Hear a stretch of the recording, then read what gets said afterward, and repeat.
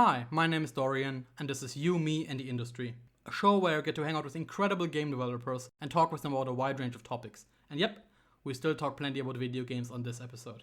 This time I am joined by Felix Kramer.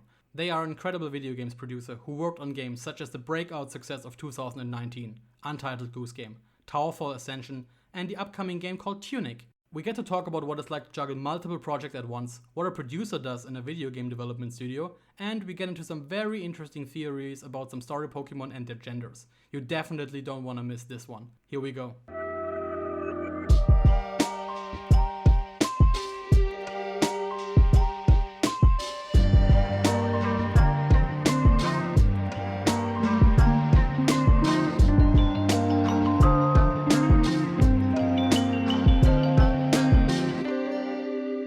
Hello everyone, welcome to the show. Today I'm joined by a guest I can't wait to have a conversation with. Here with me today is Felix Kramer. They are a well-known and highly respected games producer while also doing marketing and PR on the side. They're currently worked on games such as Neocap, Tunic, Untitled Goose Game, Towerfall Ascension, and my personal favorite game title, Butt Sniffing Pugs. Nothing to add here, I would say. With that being said, Felix, welcome to the show. Thank you so much for having me. How are you doing in these dire times? Yeah, doing okay. I've got my home office was already set up because I work remotely anyway, but it's now 3 of us working remotely in my home, so it's a little bit more than usual. But Animal Crossing came out, so can't complain, right? It's a true blessing. I think never ever has a game been more timely than this.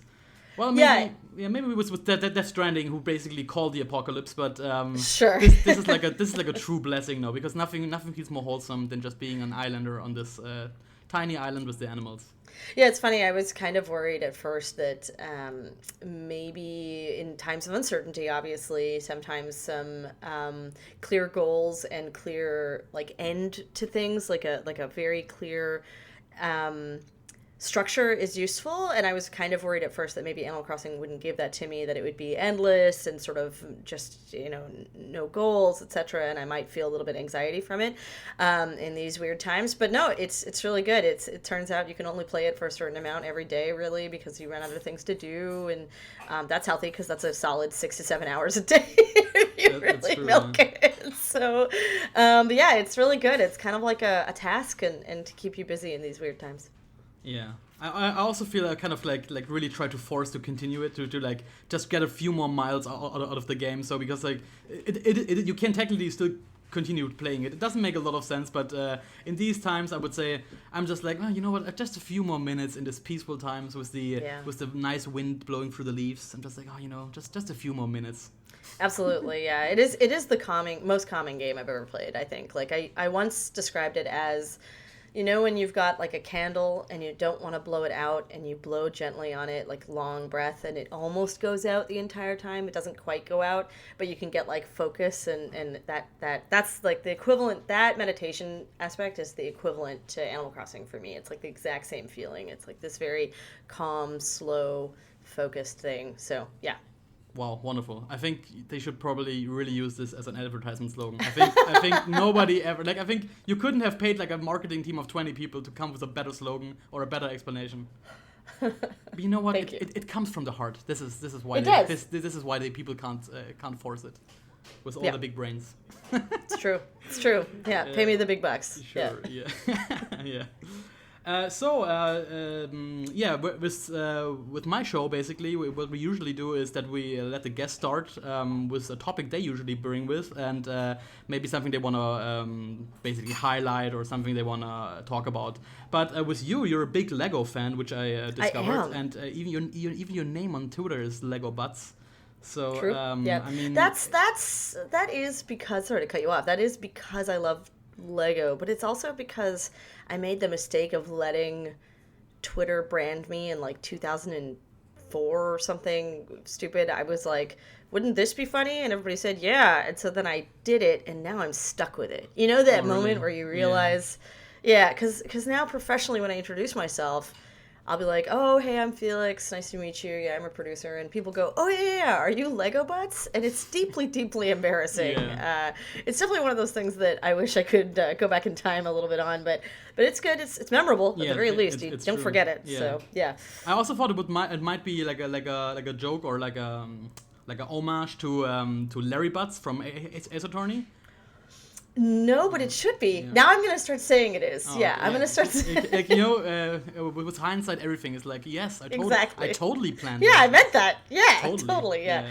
I just finished that series, actually, again, for the umpteenth time or whatever. I mean, I've played it a ton, but the other day finally sat down and decided, okay, I'll play the first 3 again, and wow, still good, even though you know all the twists. Still good. Ace Attorney, A+ game. If you're looking for something to do, if you're quarantined at home, Ace Attorney is a really good one, and it's available everywhere. It's like on iPhone and Switch, and like you can get it on like a bunch of different stuff, which is really cool. So yeah, I mean, how much would I kill for like another Ghost Trick title or something? Oh my god. Oh my god, I know. I that was one that I recently booted up my iPad and was like, is it still on here? And yes, I still have Ghost Trick, which is very exciting. I think I might try that one this week as well. That might be a good one to take a break from Animal Crossing and play Ghost Trick. I don't know.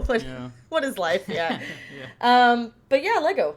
Yeah, so why exactly Lego? Is it something you grew up with, or is it something that you just like building stuff, or the imagination part, or just like spending a ton of money and saying, you know what, I have like this police station right now in my home. This is important for me. Yeah, no one's ever asked me that question. People just assume Lego's cool. That's a really good question. So I guess growing up, I did have a little bit of Lego. I mostly had, just like a lot of people in the 80s and 90s, just like a big box of bricks that you sort of just sifted through every day and made a new thing out of. I wasn't really obsessed with sets so much as I was just like having the Lego. And throughout my life, I had some cool sets. And then as a young adult, I went to go get them back from my family, and I discovered that they had all been given away. And not a bad thing, just I was like, oh, I really wanted this Lego that my mom gave away and I no longer have. And that wasn't a bad thing, because I realized I'm an adult and I can just buy my own. And so sort of in my early 20s, I was like, oh yeah, well, if I want to play with Lego, that should be a thing I'm allowed to do.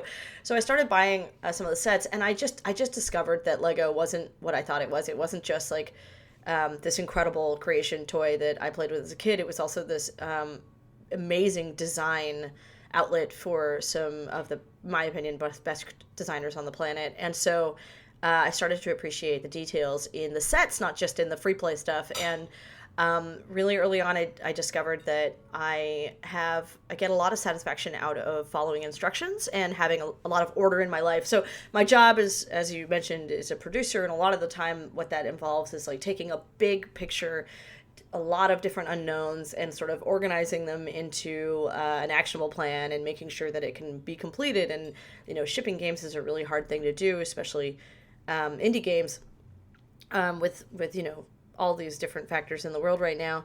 And Lego gives me that sense of like completing my job. It does the exact same thing as my job does, except I don't have to stress about it, and it's just me, and I have very like clear instructions in front of me, and if I follow them, I'll have a beautiful thing at the end. And so there's something really peaceful about that for me, and it's also something that is displays afterwards in an incredible way. So I think it's a little bit of everything that you mentioned, but and I will say, you're right. Some of it is, I spent a lot of money on this thing, and now I have a police station in my home.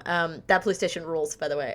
But yeah, I think a lot of these more complicated sets are just homages to things that I love. Like, I'm looking at my shelf right now, and I see the Jurassic Park set, and I think this Tyrannosaurus Rex that they included, she's like the most beautiful thing I've ever seen in my life. And then next to it is the Stranger Things set, and I'm like, oh, what a cool year, decade to live in, where some of the coolest TV shows we know have, these weird auxiliary Lego sets, and it wasn't a thing that really happened when we were kids. Like Star Wars, there was Star Wars Lego, but that was like the big one, and now it's like, oh, Stranger Things, this weird Netflix TV show has its own set. How cool is that, So, yeah, I think it's a bit of everything, and I think that like now, unfortunately, Lego is a thing that I have the best intentions on creating, and life is just so busy and stuff that a lot of the time it just stays in a box on my shelf waiting for me to get to it. But I don't stop collecting it. It doesn't stop. So maybe I have a problem. Maybe that's, I don't know. When do you admit you have a problem? What stage? Yeah, I don't know. I don't know. I think with Lego, I think there is never enough Lego, right? It's like if I don't think it's a problem. I think it's like it's too awesome to be a problem, right? I agree. Thank you. Yeah, thank you for enabling me. Totally, I appreciate that. totally enabling you. And it's even, it's even like recorded now, so basically you can call me up on that forever. Oh man, so yeah, I'll play it back to my therapist next time. Oh my god, yeah.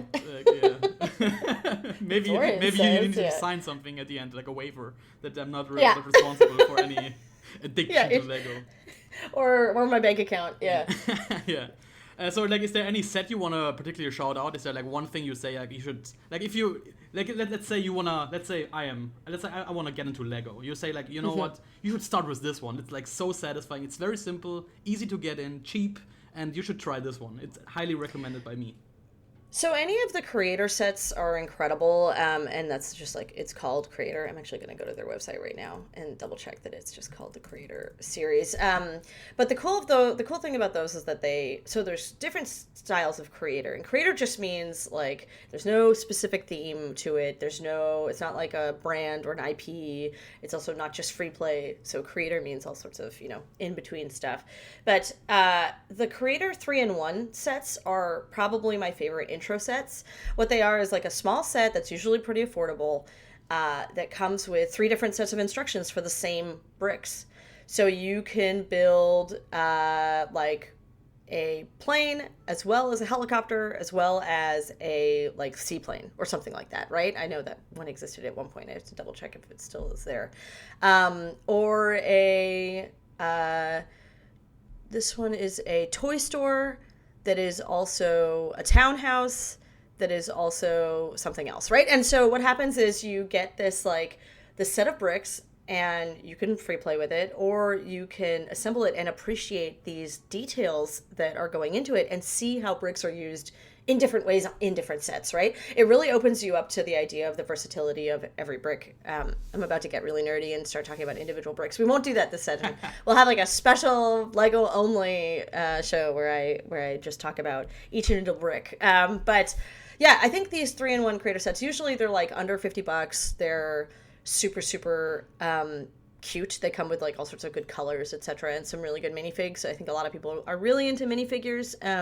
So that's really awesome about these as well. And yeah, they're amazing, and they're really good for kids too. Like a lot of them have like a 6+ age rating, and obviously like every kid is different. Please don't ever pay attention to the age ratings on Lego unless you have choking hazard concerns. But yeah, they're amazing. I love them, and I collect. I don't actually collect those, which is funny. It's recommended ones that I don't collect anymore. The only reason I don't collect them is that there's so many of them that I feel like I would just go down a rabbit hole and never come out, and my whole house would just be Lego on the walls. But they're incredible. I really love them. Yeah, awesome. Yeah, we can even like build a bridge between the topics, because I think Kojima once built the entirety of Metal Gear with Lego bricks, I think, to basically get the point across where how the cover system is supposed to work.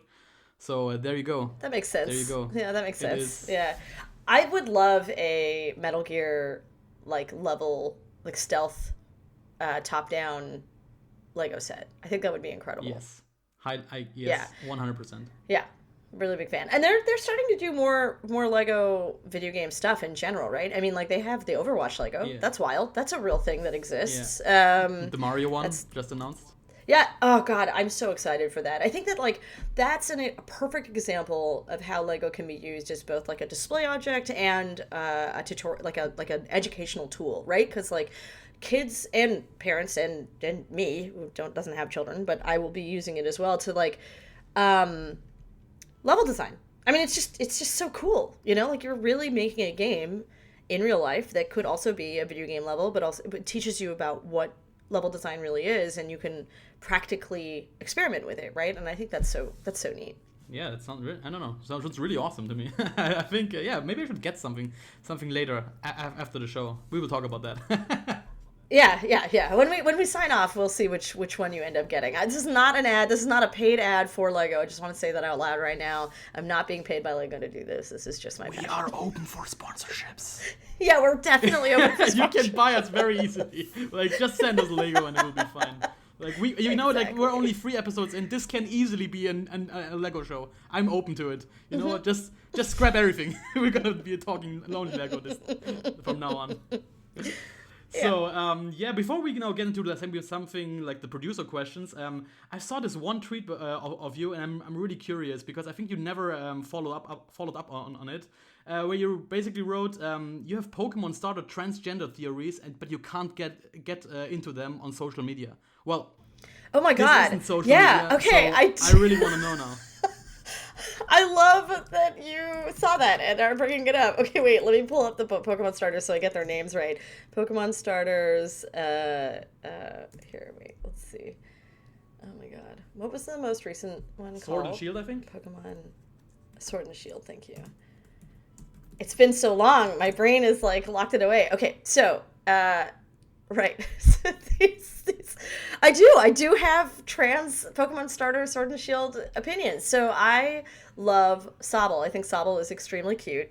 And I think I see a lot of myself in the evolution of a poor Sobble, who you know still has issues growing up. I mean, so what I did was I pulled up I don't know if I can, after the show I'll share it with you. I pulled up photos of myself through my own phases of life, and the middle phase where I wasn't sure what was going on with myself looks almost identical to the middle phase of Sobble. What's his name? What's the middle one called? I'm actually trying to look it up right now, but there's so many. I know, it's so hard. I can't tell which ones are real now. Hold on, let's see. Sobble. Here, let's go to the Bulbapedia. Bulbapedia.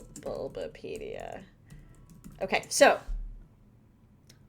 Drizzile, and Inteleon. Okay, so it's Sobble, who's a tiny baby and doesn't know how to live, and all he does is cry mostly. Understood. I feel you, my guy. Don't worry about it. It's gonna be fine. And then this middle phase that is a very sort of like, listen, if it were a human, which, I mean, we could have a whole podcast on, like, if it were human and discuss every Pokemon ever and what they would really be like as people. But this middle one, Drizzile, is like a very emo looking, it's got a, like, it's got bangs over one eye situation. It's got a very unimpressed look on its face. Just listen, I get it. I feel you. I understand. And that's sort of every, you know, I'm not going to speak for my entire community, but for me and the friends that I have who've been through this, a lot of the trans community has this middle phase in their teen years where they're just going through puberty and dealing with the fact that things are bad. And I mean, we all deal with that no matter whether we're cis or trans, but there's something about the look of Drizzile that reminds me of exactly me. And let me pull up a photo of me. Let me see if I can find something for you. After the show, I'll link you to it, and you can post like a comparison picture. It's a little much. It's like pretty on the nose. So yeah, my theory was like, listen, Grookey, perfect all the way through. Don't even have to worry about Grookey. Grookey, it, like, understands itself, gets itself, grows into a majestic creature with the best hair I've ever seen in my life. I don't know if you're familiar with the highest form of Grookey, but it's got like long, luscious locks and a big old drum. Love that. And yeah, I really felt like Sobble was the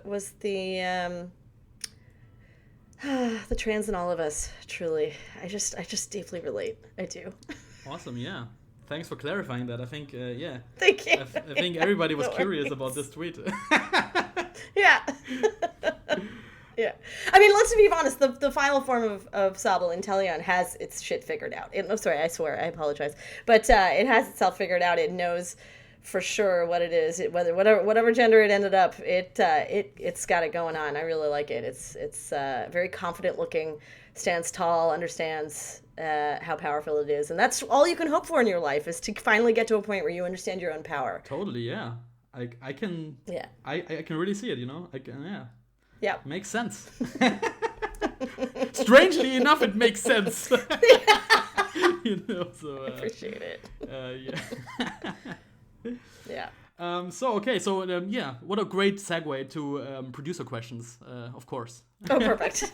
Yeah. So basically, you're mainly a producer these days. And I think this is something I realized. Compared to the movie industry, there's a lot of different associations with a producer. Because I think in the movie industry, it's basically almost like the person who finances it and pushes it through and, gets the deal done or something. I don't know. I'm not a movie producer guy. So that's basically just what I assume what a producer does in the movie industry. But for video games, it can be really different based on the studio, based on the definition of producer, based on your own definition of producer, I kind of guess. So basically, what does a producer do in your eyes? Yeah, so definitely there's overlap. I've always joked that producer is a really lazy term that I like to use to describe this set of things that have to get done every time a game ships. And so even if there's no dedicated producer on a project, all the things that a producer does, in my mind, get done on every project that is ever shipped for all time. And so there's no real word for it because we don't actually, as an industry yet, understand or value all those things that have to get done. So I've been trying to sort of figure out what the word really is. And I don't know, some AAA has other words that they like to break it down into because they understand that it needs to be more than one person doing all this stuff. So they have product managers and creative producers and executive producers and all this other stuff. But in indie, producer really just means, or not just, but does mean in some part, the person who gets everything else done in order to ship the game. So you've got different phases of a game's life. You've got the concept phase, where you come up with the idea of a game. Then you've got the development phase, where you're making the game. And then you have, most people think of it this way at least, and then you have the shipping phase, where you then take that concept and that development and you put it out into the world. And the common misconception is that all three of those things are sort of linear and prerequisites for each other, one before the other, and that's just not quite true. I mean, it is in theory true, but it's not in action. So a producer is the person that comes on or is thinking about what the game looks like when it ships and how it's going to ship and where and when in that first concept phase.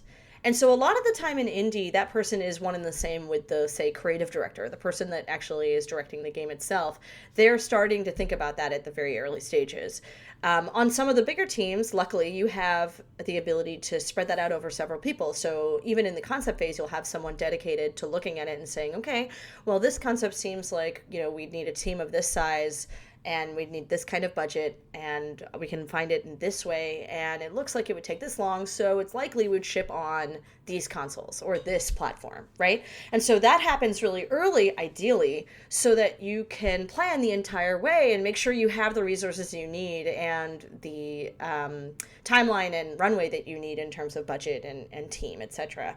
That's really, that's the ideal situation. Most games, I would venture a guess that most games don't actually do it that way, although I think it would be healthier and also prevent things like burnout and crunch a lot more efficiently if we were able to think about it that way, as a concurrent set of steps that are all happening simultaneously throughout development, as opposed to three separate concept, development, shipping phases in general. So it's my job to sort of come on as early as possible and do all that thinking so that the developers are able to develop and do their jobs individually and make sure that they working together as a team. The other thing that a producer does on the indie teams that I'm on is acts as a hub between all those different disciplines. So you've got your art, your programming, your design, things like that, right? And in order for them to all communicate with each other effectively, it's really useful to have someone acting as a hub who can hold all of their intersections in their minds and make sure that they understand when one decision is being made, who it actually affects on the team and who needs to be involved and then informed after the fact. If every person doing their job is doing that all the time, it tends to take away from development, their development time, and it actually adds a lot to the overall project scope and the development timeline. So it's really useful to have someone on board who's there to manage those decisions. And at the end of the day, it's like decisions and emotions and also, just in general, information. So that's a big explanation for one person. And I wouldn't say that, there are, I probably described three separate jobs. And that is definitely not just one job, but it is, sort of right now with indie and the way things are, it's really hard to just say well, I'll hire three people to do this, because not all of us know exactly what needs to happen in the moment, right? So I come on and I try to look at all of that as much as possible and stay in touch with the team as much as possible so that I can recommend when we need extra support and what we might need. But yeah, it is, it's actually not that dissimilar from what you described in movies. That I know in the movies it's supposed to be someone who sort of like finances the project, but at the end of the day, there's got to be somebody in charge of like looking at your budget constantly on your game and making sure that you're still on track and that you still have enough money. And then if you don't, going out and finding it, right? And so a lot of the times that producer role bleeds into biz dev and bleeds into studio management and stuff like that as well. So yeah, for me, it's both big picture and little picture, and the ability to hold both at the same time in my mind. Yeah, I mean, that makes sense if you work on one project, but I think you know probably best because you work on many projects at the same time. Like I mentioned before, you work on like Tunic and probably Untitled Goose Game, and you have like many things going on. But like, how do you mentally separate these things? Like, because like let's say for example, a Tunic, there's something on fire, it has to be done. But right now, basically, you're kind of thinking about a different stuff, or basically the time is now like you're now working on something else, but your mind is still on the fire where you're like, and have to fix this right now. So basically, like, how do you separate it? It was like, I don't know, can you really separate these things, or is it just always like a putting out the fire there, then rushing over there, and Yeah, I mean, I always try to have a metaphorical bucket of water, wherever I am. But you're right. It's really not possible, for me at least. I mean, there might be someone out there who can do it, but to context flip all the time like that is very, very difficult. And it isn't something that I think, is sustainable in a big way. So yeah, you're right. If I have a fire over on Tunic, then I need to give that my full attention, right? And there needs to be a way to communicate to my other teams that I have to give Tunic my full attention. And luckily I have that relationship with my teams, but it does take away, right? Like, and it's only one of me. And so I don't really separate them in my head. I definitely have to take time between problems to reset and recalibrate. And the way I do that personally is that I have different task lists for every team, right? So I have different whether it's Asanas or Trellos or whatever task management I have in front of me, I try to keep them very separate in terms of my teams. And so what happens there is I'm able to sort of like get up, walk, and remember, I work from home, right? So I'm in my own space. So if I need to take a break, I can get up and walk away and come back again, hopefully with fresh eyes. But it's not easy. I think anyone who works across multiple teams definitely understands that context flipping takes up probably the most time. Like putting out the fire is a case of putting out the fire. And once you've done it enough, you probably get pretty good at it, or at least know what you need and can go find the person that can put it out for you. But context flipping between fires takes way more time often than actually putting out the fire itself. And that's somewhere where you have to just be aware that it is part of your job, aware that it is going to take up time, and estimate for it, right? So anytime that I say something might take me 5 hours, I try to pad it on either end with a few hours to make sure that if I know that I'm going to be at my computer for X amount of time, I need time afterwards to step away, take a break, come back with fresh eyes. If I can't have that, then things start to fall apart pretty quick, right? And then that's basically the definition of crunch for my job description, is if I'm context flipping too quickly and don't have time for my brain to reset, then I would say I'm crunching, right? Like, obviously working X many hours a day is also the definition of crunching, and that's the common one we all use, is sort of like, 16-hour days is crunching. But there's something to be said for this, like, and something to be said right now with a lot of people working from home and having never done it. You don't leave your office if your office is at home. It doesn't happen.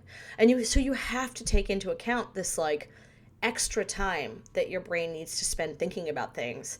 And factor it into your work hours and give yourself credit for it, like you have to. So I don't know if that answered your question. Yeah, I think very well. I think, and also I think it's similar because I used to learn a brand new language, and I think it's kind of the same because like when you're at university learning a new language, basically there's never the time where you can't learn. Like you can't practice. Yep. Basically, it's like You could always do something more. So it was always very hard for me to really say like, well, like for example, when I'm now at work, like once the clock is there, I'm like, I'm out. I can really stop, or I try at least stop thinking about work. But with language, basically, you can always improve. You can always read a book. You can always practice, writing characters or something, like writing kanji or something. It's basically kind of the same, I would say, because you can always do something more, I guess, as a producer, right? That's such a good analogy, and if you don't mind, I'm going to steal it and use it in the future because I think that people don't, yeah, they don't think of it as, and I think it's with a producer, yes, but also with almost any field, like with, especially in games, almost any creative field is like this. Like, we all joke that we get our best thinking done in the shower, but none of us gets paid to take a shower. But what if we come up with our best idea in the shower, right? Like, what is that? We don't, but the idea isn't that you should get paid for every second that you're working, although everyone should. The idea is that we have to remember that we're all, even when we're not at our desk, when we're not on a call, when we're not currently drawing or designing or whatever, we're still working, right? Our brains are still doing it. And so the time off has to be conscious. You have to decide to not do it. And that's what you're talking about with the language thing. Because, yeah, you could always be doing more. A language is perfect. You're right. You could be reading a book or conversing with someone or even just thinking in that language or practicing your alphabet or kanji. And it's like, you have to decide not to do it at some point. It has to end, Yeah, it's a perfect analogy. And speaking of crunch, I once read this article by Colin Campbell over at Polygon, and basically he explained that one Epic employer said that the one group of people that get overworked horrendously at Epic would be the producers. So basically, they just work all the time, and he said like, well, it's kind of insane. So why do you think producers get like hit the hardest by with crunch? I think I can't speak for Epic, but I know for myself, it's no visibility on what exactly we're doing, and so let's say, and this is no one's fault yet, and it's something that I would like to work on with other producers in the industry in general. But the most often asked questions a producer gets, I would say, is what do you do? And if that's the most often asked question, it means no one really knows what we do, which is okay. That's fine. But if you don't know what someone does for their job, you always assume they're not doing anything, right? And I think it's really easy to assume a producer has lots of free time because currently you can't see exactly what they're doing. And at the end of the day, if a producer's doing a really good job, nothing went wrong. That's the only indicator a producer's doing their job well, is that you never had to put out a fire, or you never knew of a fire, or you didn't, ever have to deal with a fire. And so when your only job is to, my partner likes to use this one, is like, if your only job is to stand at the front of a ship, like a sailboat, and make sure you don't run into anything, and you don't run into anything, ever, did that person do their job? And the answer is yes, but the only way you know is that you didn't run into anything, right? So you didn't even know what the dangers were. And I think that it's really easy with producers and with teams that have producers to just not understand whether they're overworked or not in the moment, and to always give them more work because they can do it. And so I think there's a lot of different answers to that question, but the number one is that nobody has visibility on what exactly we're all doing, which is something like I said, I want to solve. I'd love to bring more visibility to what it is that we do, less so on the conceptual side and more so on the 9 to 5 side. Like, what is it that we do during the day? Like, we're in spreadsheets, but what are we doing in those spreadsheets? What do those spreadsheets look like? What are the templates that we're using? What are the documents that we're writing? What are the conversations we're having on a team? That kind of stuff, so that people can really understand it better and can have a better appreciation for it, and also just understand how much work really goes into it, in my opinion, at least. Yeah, I think putting more visibility on these issues is key to the problem. And I think I really wish there was like a show or a podcast or something that would interview these types of people and get them, offer them the chance to explain the problems and bring up good analogies. It's so hard because so much of what happens when things go wrong are things that you don't want to and maybe can't talk about. So it's like really difficult. Yeah. Like if you asked me what's the hardest problem you ever tackled, I would say I'm really sorry I can't talk about it. Yeah. Because I don't have permission on 3 different fronts, like I don't have permission at all to talk about it. And so it's extremely difficult to talk about what producers do without some sort of like tutorial on what they're using and when they're using it, etc. And like what, in hypothetical situations. So I also have thought a lot about like, should there be a podcast? But the answer is like almost definitely no, because a lot of those producers just can't speak about what they're doing, which is, it's tough. It's part and parcel with the whole video game industry being as secretive as it is. Yeah, but for example, like when you go to GDC, there are most likely these conversations in between peers, right? There really aren't that many people who do what I do in indie. try to have those conversations, but mostly, a lot of the time it ends up being like the same old stuff where it's like, oh man, yeah, submission to this console was really tough this time, and then we can talk about that. But in terms of like things that happen on teams, it's really rare that we that I don't know that many. I only know a handful of people that could definitely have this conversation with me, and I know they're out there, but we just don't know each other yet. And so, from my perspective, there are really only like 20 to 30 people in indie doing this specifically, and then some teams that have dedicated people. But doing what I do, which is like freelance across multiple teams, there really just aren't that many people. And I think that comes down to the fact that nobody knows what it takes and also doesn't know how to get into it. And it's really difficult to start saying you're a producer and then just doing it, because like how do you know what that means, right? And that all comes back to that visibility and surfacing what it is that teams need and how to do it. And that's something, again, that I really want to work on, a set of resources that sort of surface that and not only help new producers, but help teams determine whether they need a producer or not and how to hire them. So yeah. So with that being said, about the producer part, I also saw that you were a consultant on Dream Daddy. So basically, how was that like? Yeah, that was awesome. Leighton and Vernon were so wonderful, and they invited me on to do some consulting, creative consulting. So it wasn't production consulting, that was creative consulting on one of the daddies. And it's such a weird sentence, but yeah. And so I came on and did a little bit of creative consulting. That game is so delightful, and it was really, really, it was such a dream, as it were, to even work on it in any small way. But I consulted on Damien. And part of it was just his experience. I talked with them a little bit about my experience, and they used a little bit of that to inform his experience as a man in the game. I won't go into too many. I don't know. Is this spoilers? How old is this game now? The game's like 3 years old. I can probably spoil some stuff. But he's goth. I'm not goth, but other parts of him I definitely have experience with. So how much do you want me to say? I mean, it's fine with you. Like, whatever you want to say, it's fine with me. Yeah. So Damien is trans, and his experience in life is obviously a little bit different because of that. And so they wanted to talk to me a little bit about, what it's like to do small things, in terms of like my journey, etc. And so they wanted to know how best to communicate to a player that he is trans without it making it about his transness, right? To not make it as a focus, but maybe to make it just as like a thing that he mentions, or a thing that is surfaced to the player without it having to be the only defining characteristic of the character, right? And so we tried doing that. We definitely got some things right. We got some things wrong, but it was a joy sort of like hearing that they were even wanted to do that in the first place, that they were thinking about that was really, really positive. And I think we did okay. I think there were some things we definitely missed that now is obvious. Obviously, hindsight is always 2020, and I think if I were to do consulting like that again, I would definitely have that stuff in mind. But yeah, I'm really proud of him, and I think he's my favorite daddy. Does that? I mean, I don't know. I'm biased, but he's my favorite for sure. Yeah.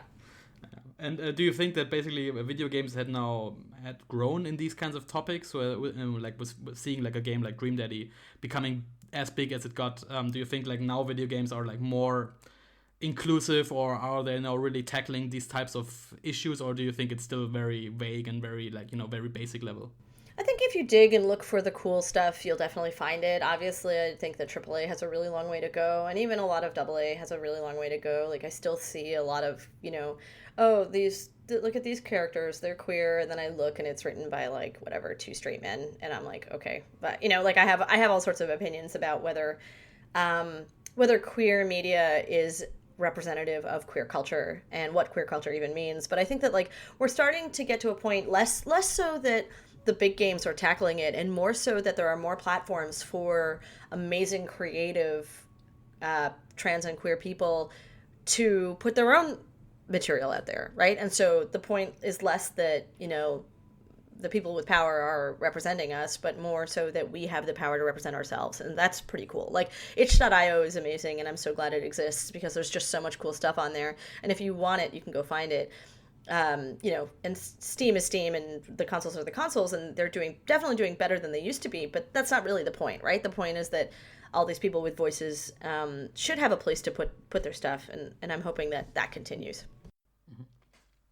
So with basically we're now all in lockdown these days, and well, let's talk a little bit about conventions, because basically we met there at Gamescom last year, and I'm now really curious because you probably spend a lot of time at different conventions. So basically, do you really feel like there's a cultural difference between, like, there's a convention in Germany, a convention in France, Japan? Like, is there really, like, are the fans different? Is the approach different? Or probably, like, the one thing I always want to know is the smell, because Rami Ismail always talks about the smell, and because a lot of people tweet about the smell at Gamescom. And well, I'm mostly at the what was it called, like the business area, so I don't really get the smell too much. But he should be there also, so I'm not quite sure why he always complains about the smell. And so are there any differences besides the smell? Or first, how bad is the smell? Yeah, so I could probably rate every convention based on smell, and Gamescom would, like, it's the lead that, like, Gamescom laps every other car on the track several times when it comes to smell. It is so bad at Gamescom, and I don't know why. I mean, like, there are several factors, obviously. Like, I think it's in August, first of all, so it's hot. Cologne gets hot. That's all there is to it, and it's in this, like, very the convention center itself is, you have to go through many halls to get to know where you are. Even the business stuff, right? I guess the business stuff you can go from outside directly into 2.3 or whatever, so it's not so bad. But a lot of people crammed into hallways always ends in those smells staying. They just stay in the hallway, so they stack on. It smells on smells on smells all day. There's no way to ventilate it, right? And so that's, I mean, first of all, in Gamescom's defense, I don't think there's a way to do it with that many people. At that size without the smells, right? Okay, so but I agree, I did measure it a couple years ago. I was like, it's been open for 15 minutes and the entire place smells like human farts. Like, it was shocking how quickly it filled with gas, just human gas. It was wild. But having said that, I think there is a cultural difference between different shows, and that does come, it also comes with size and with obviously demographics, but I think there's something to be said for this, like, the type of people that approach me at shows of a certain size is like a threshold, and I think the threshold is around 50,000 or so. So any of the PAXs and above in terms of attendance. And the types of people that approach end up being pretty cool. Like, there's so many people on the show floor, and this is just a theory, so I could be totally wrong. But my theory is there's so many people on the show floor and so many things to look at, right? Because, like, if you're listening and you've never been to any shows, imagine just, like, the biggest space you can possibly imagine and fill it with as many lights and sounds and people with megaphones and just gamers as you can imagine. And then it's immediately overwhelming. Like, just, there's so much to look at and so much to listen to and so much stimulus that the types of people who take the moment to come speak to you are often very excited or very curious and pretty genuinely into the thing you have to say, because if they weren't, they would just go look at something else, right? So it's like, I have the most exhaustion from the big shows, but also I might say the most interesting conversation at the big shows. And then of course there's a difference between consumer shows and developer shows and press shows, right? So you've got consumer shows like the PAXs in North America and worldwide, or Gamescom, and then you've got the developer shows more like GDC or Develop, and then you have the press shows, which is more like E3, right? I think E3 is the really big one still. It's canceled this year, clearly, but so who you are as a developer changes. It's not so much who's approaching you in the conversations you have, but what you say and who you are changes so much that it is difficult to compare them, right? Because, like, the person that I'm at E3 is very different from the person I am at GDC or at Gamescom. And so it's even less so the culture of the attendance. Like, it's less so this, like, cultural thing or worldwide or geographical thing, and more so my goals for being there as a developer and my outcomes, desired outcomes, and how I get to those, right? And what kinds of conversations I'm having to get there. And so, I think a lot of people see GDC as the chillest show that they go to, where they just get to hang out with friends and see people and go to talks. And for me, without question, it's like not even close. GDC is the most stressful. I'd rather go to Gamescom 3 times in a year then have to go to GDC 3 times in a year. Like, no question. It's so stressful for me at GDC because it's where I'm doing all my pitching, and it's where I'm doing all the planning for the year, and it's where I'm hoping that my games get picked up or that I get the right team members on the games, or where it's just so stressful. Whereas E3 and Gamescom, it's kind of like, oh, here, let me show you what I've already got, and players are excited to play it or not, and they keep going. So, there's all sorts of different types of stress at different shows, but for me, it's definitely a question of who I am at them rather than who's coming to them. Yeah, I mean, it's very interesting to hear because since I always have been just a consumer basically, and walking around these halls, and I'm always, I'm usually never the person who waits 3 hours, 4 hours to play a game. There was this one story which I will never forget. I think it was a couple of years ago at Gamescom, and they basically released the DLC to Uncharted, Lost Odyssey, I think it's called. And it was released the same day, and the queue was like 2 to 3 hours. I'm like, you could basically just go home, take a shower, put the game into your console, and you can play it all day. But people were like queuing up to play like 15 minutes of Uncharted, and I was like, I was baffled. And also the funny thing is that people were lying on the floor reading books, and I'm like, they were likely never read a book anywhere besides the floor of Gamescom, with like with all the smells sinking into the carpet. Yeah, well, heat rises, thank God, so maybe you wouldn't get all the... Maybe they figured it out. The smell is below is the best smell. It's like a cloud. So yeah, if you run into Felix in future conventions and they lie down and looking up, maybe just to take a few breaths before... Yeah, it could very well be. Before jumping up and pitching more games. So maybe this is a nice transition to the topic of video games. Of course, I don't know, we always talk about video games all the time, and everything is connected to this show, so I don't really know why I separate these.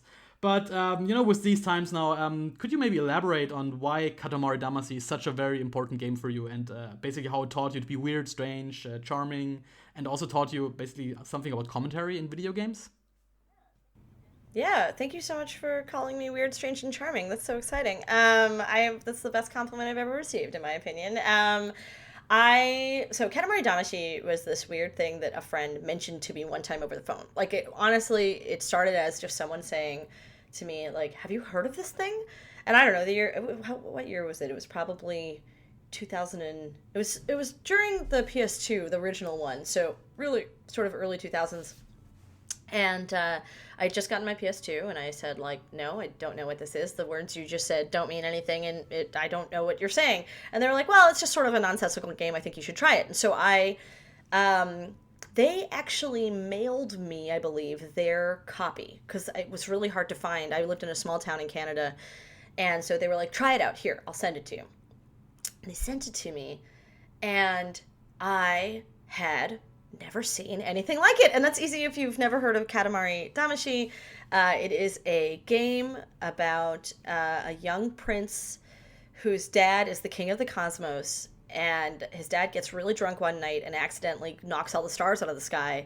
And the next morning he comes to you and says, like, son, listen, I did a thing last night, and you got to clean up my mess. And you're like, what? Why me? And he's like, because I said so, because I'm the king of the cosmos, and you need to clean up all my messes. And you're like, okay, Dad, thanks, I guess, fine.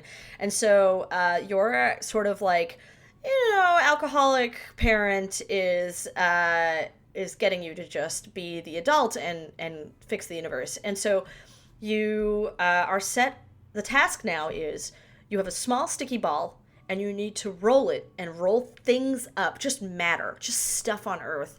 And then at the end, you'll have a really big sticky ball full of stuff, and you'll throw it into space, and it'll make the stars again, right? Because all stars are is just matter in this universe and also the real universe. And so that's the entire game. That's it. That's all you're doing.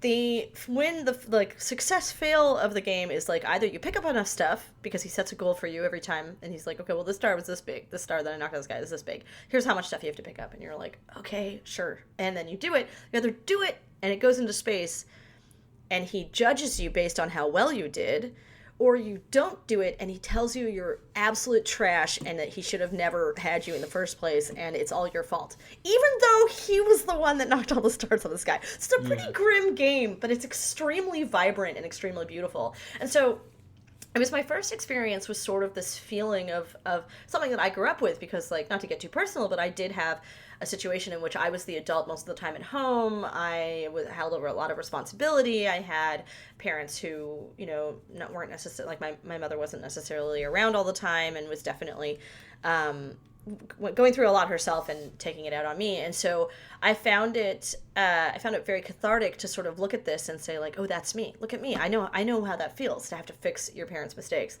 And so that was awesome to have that in a game, and it found it very cathartic. But at the same time, I realized at some point that there were other commentary in there as well, like just the idea that you're rolling things up with no real, all you're doing is consuming things, etc. It could be an analogy for capitalism or consumerism, that the only point of the game is to collect more stuff, that there's no real other point of the game. That's it.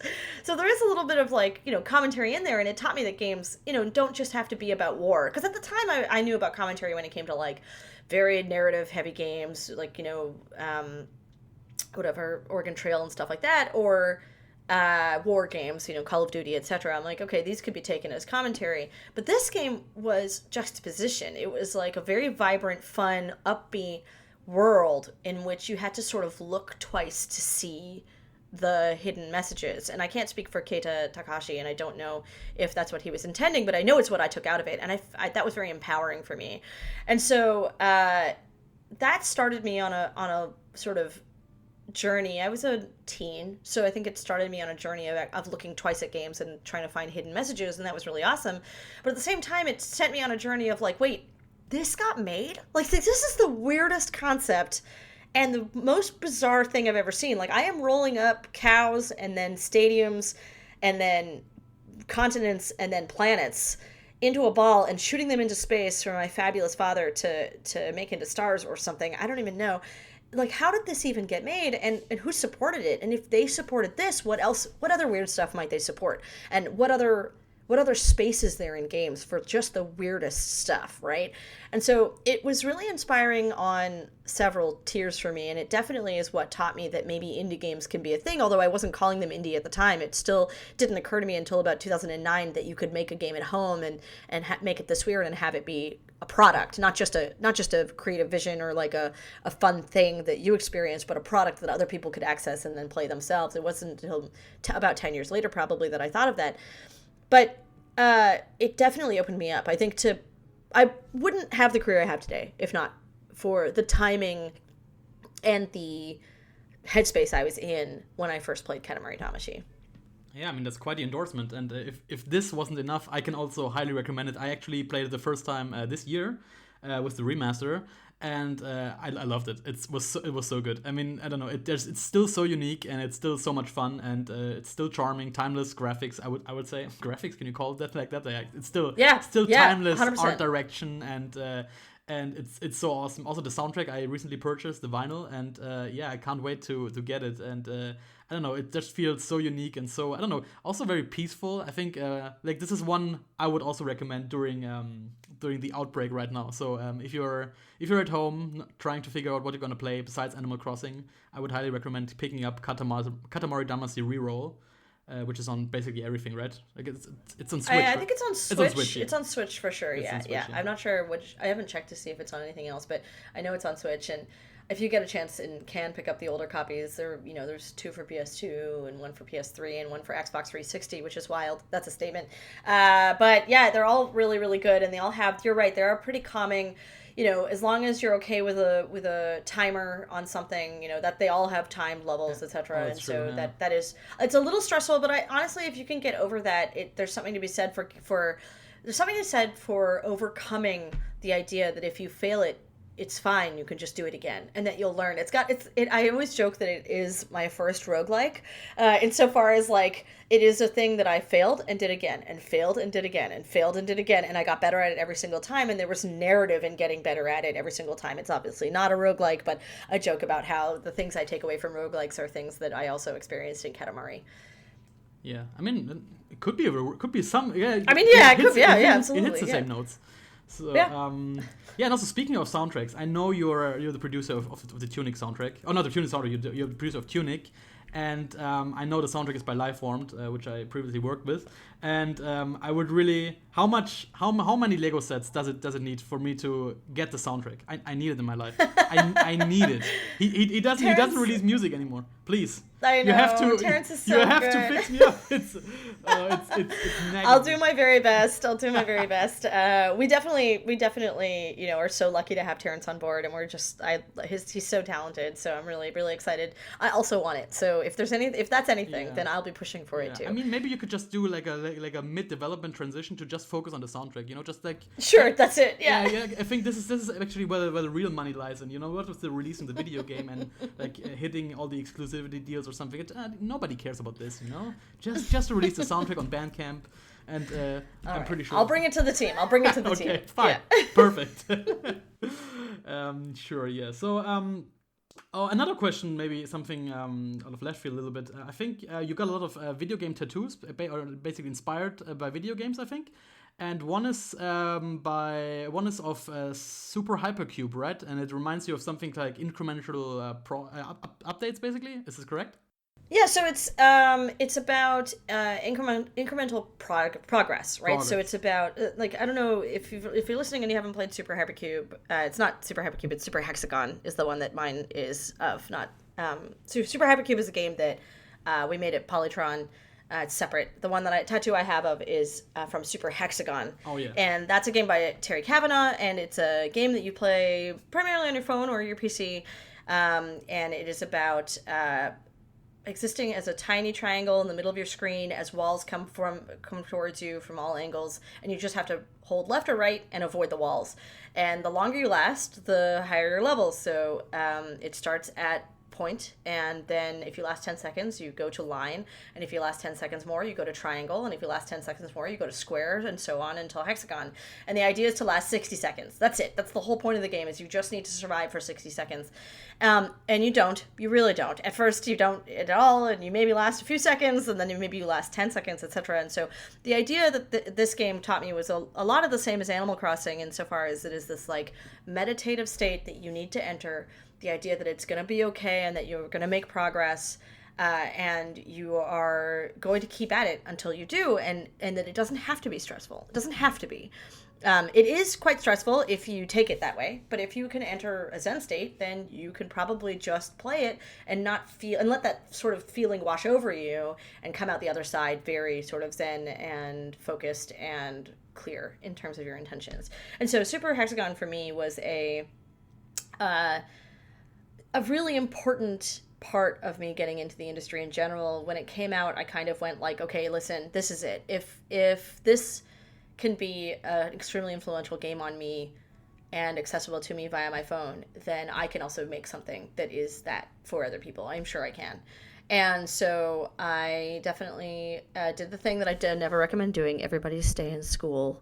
But I dropped out of school, and I went into a fugue state, played a lot of Super Hexagon, and then I dropped out of school and entered the video game industry. But I did it at the right time. Like, I think that it came at the perfect time, and I definitely, for myself, made the right decision. It was my second time through school, so it's not like I was a teen. I was in my late 20s, and I was ready. And so I'm really glad I did it, and Super Hexagon was one of those games and exercises that took me through a lot of weird times in my life, and I'm really thankful for it.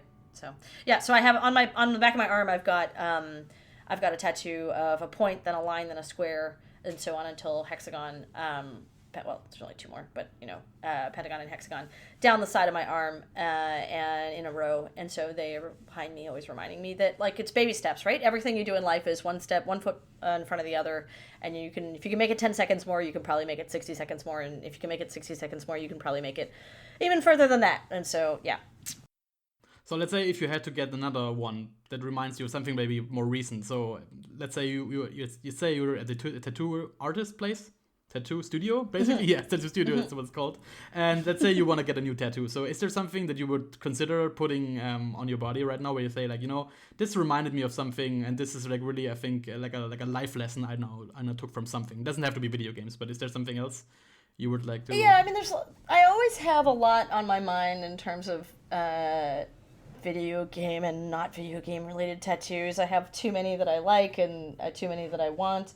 And Right now, I honestly am just trying to find a place for a silly little goose tattoo. I'm gonna be honest. I'm really, really looking to figure out what I want my Untitled Goose Game tattoo to be, and to put it on my body, just as like a, for once, less of a like, oh, this is meaningful to me and like taught me something about myself. Because I have my Katamari tattoo, right? That the prince's face looks at me every day, and I'm reminded, like, listen, you had a tough time, and the world sometimes rests on your shoulders, but it's going to be okay. There's that one. But then sometimes you just want, like, a dumb goose on your body to remind you that that you were involved in a cool project and you can cause some mischief and everything's going to be okay. So that's really the one that I think I need right now, is this, like, very lighthearted one. And I'm hoping to get it once I figure out what it looks like. I don't know what it looks like yet, so. Yeah, I mean, Untitled Goose Game was, like, the breakout success this year, right? Or last year?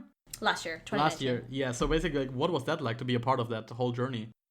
I mean, that's a whole podcast on its own, but it was really fun. Everybody was wonderful. That whole team is incredible. They're so gracious and lovely and thoughtful, and they had an incredible thing, and I'm so lucky that they wanted me on board for it. So, we didn't expect it to be even, I mean, it's impossible to say what you expected. You wanted it to be successful insofar as, like, everybody felt good about it, but we didn't expect it to be as big as it was, and it was really cool to watch. It was kind of surreal, and so that's really neat.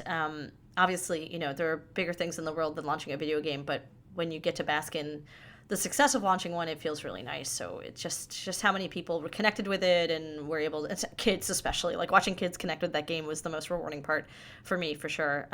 So yeah, it was awesome. And basically, like can you a little bit talk me through the different steps where basically reviews hit, reception comes in, Twitter, you just open Twitter and it basically blows up, everything is now the goose, and then shout outs from, I think, what's Green Day or something, or Good Charlotte? I'm not quite sure.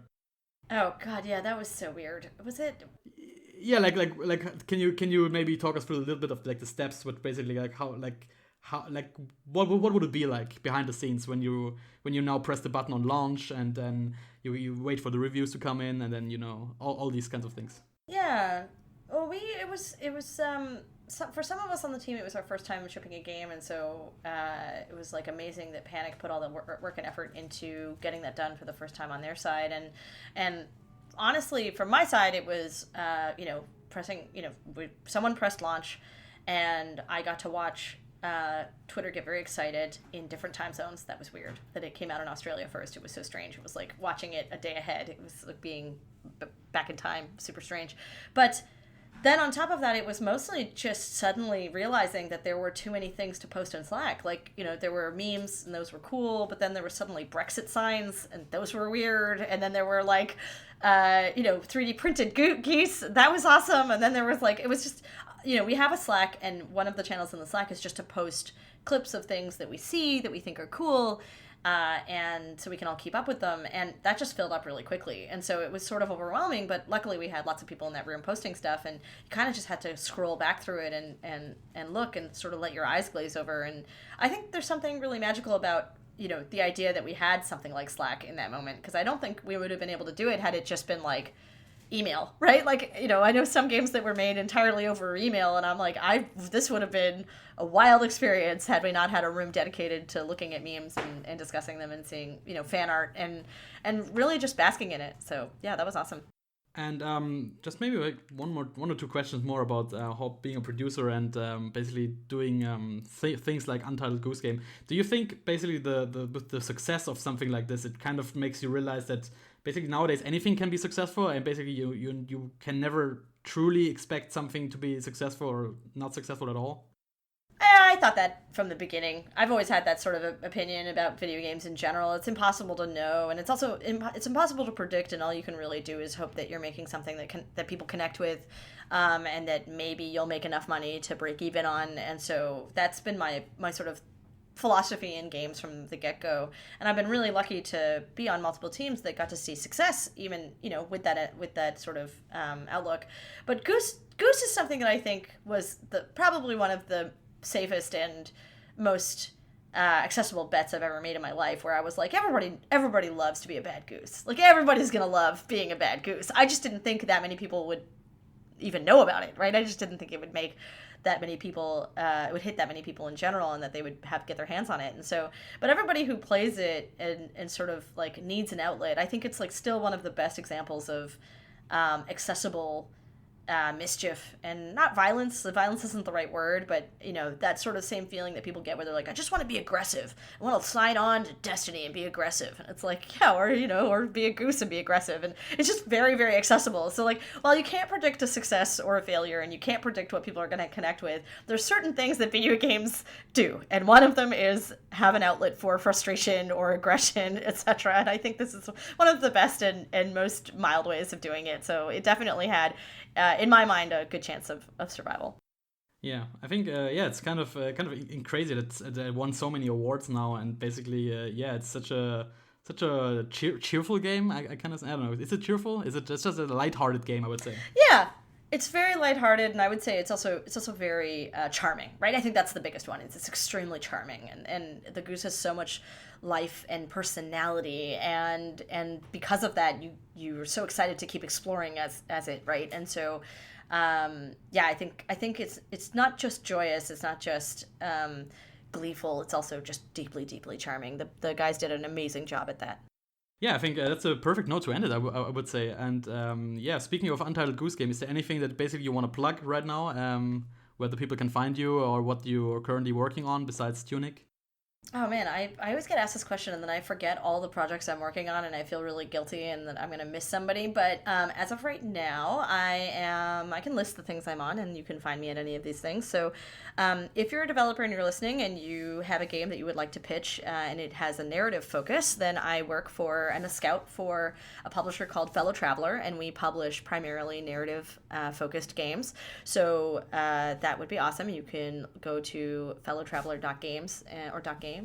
Let's find out whether that's right or not. I should probably know my own URL. But you can look up the publisher Fellow Traveler.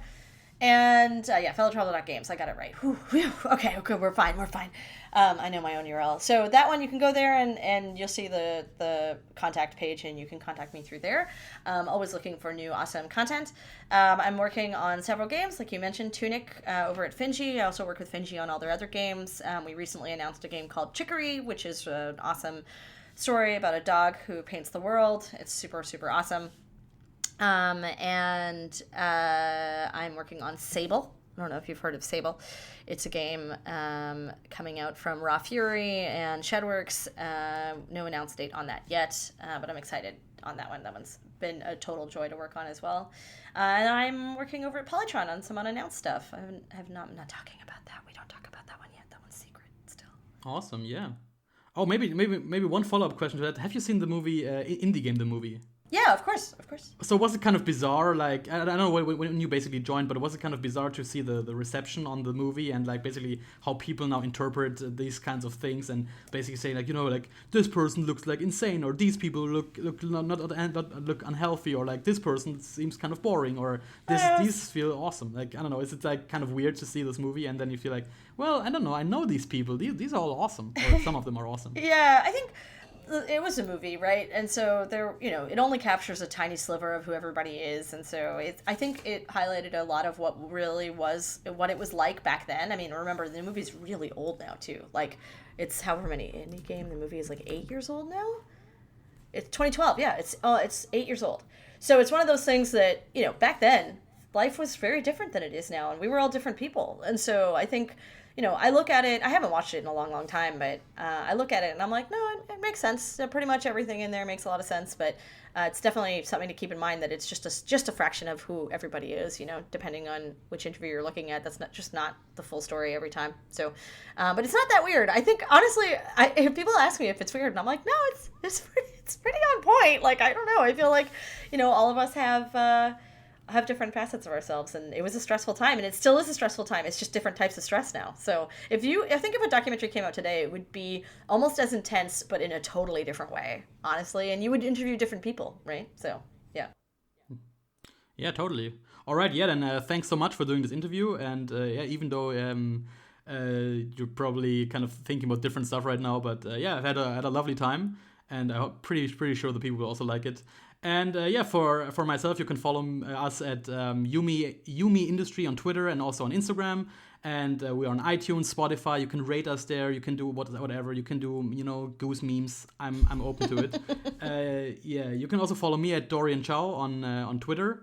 And also you can follow Felix at Lego Butts on Twitter. And also speaking of Finji, keep your eyes out, and maybe there will be an episode related to Finji in the near future. Awesome. So thanks for tuning in, and hear you soon, talk to you soon, something like this. All right, take care. Bye.